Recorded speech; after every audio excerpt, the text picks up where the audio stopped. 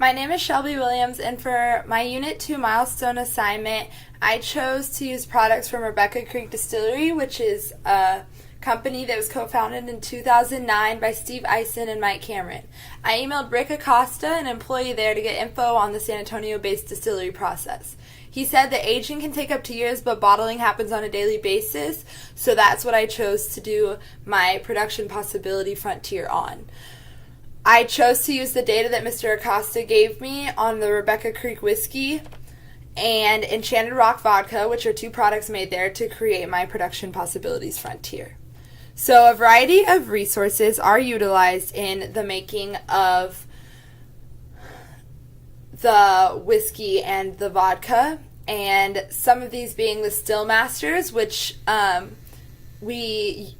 they utilize to keep production running smoothly, which are the employees there, and then electricity to keep the production line running smoothly, and the actual stills that the alcohol is fermented in, and among a bunch of other things.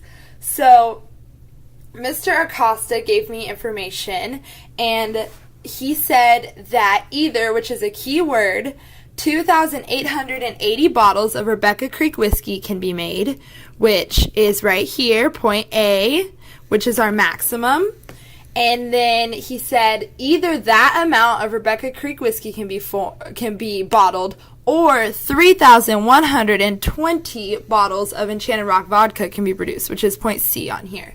So these numbers give us our maxes or our intercepts on this PPF. I chose to make a point B by simply dividing the intercepts in two to make a middle point in which I can create my graph easier with. So those 3 points make up our production possibilities frontier. So now, if many of the still masters were using Facebook or Snapchat while at work, the production point would be somewhere like here, under the curve, like point D, because they would be inefficiently producing the product, meaning that they would not be maximizing how many goods can be produced, or in this case, bottled. Now, if there were to be a loss in electrical power for a few hours, the graph would be shifting down. So we could say it would shift down to about here, because there would not be this maximum, which is this line right here that we created at first. That would not be the maximum anymore. It would now be decreased.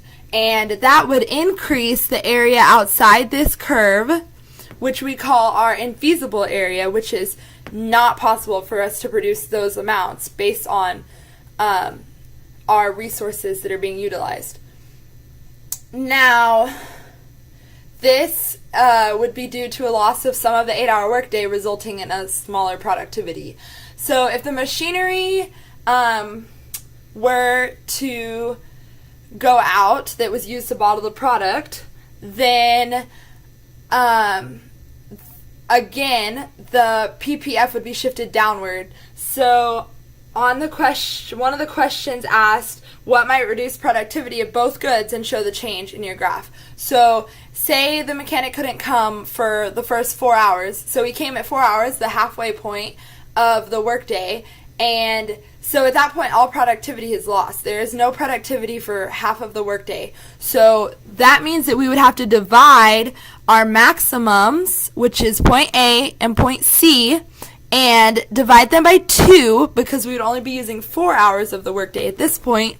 And then our new graph would look like this. Okay. So it would be more of this area instead of this area under. So this is all that we could produce instead of this large area. So cutting the workday in half cuts the productivity in half. And now the intercepts, instead of 2,880 bottles of Rebecca Creek whiskey being formed, only 1,440 would be produced, as well as a maximum of 3,120 bottles of Enchanted Vodka. Now there would only be 1,560 bottles that would be able to produce. So that is my PPF for this assignment, and I hope y'all enjoyed my video. Thank you.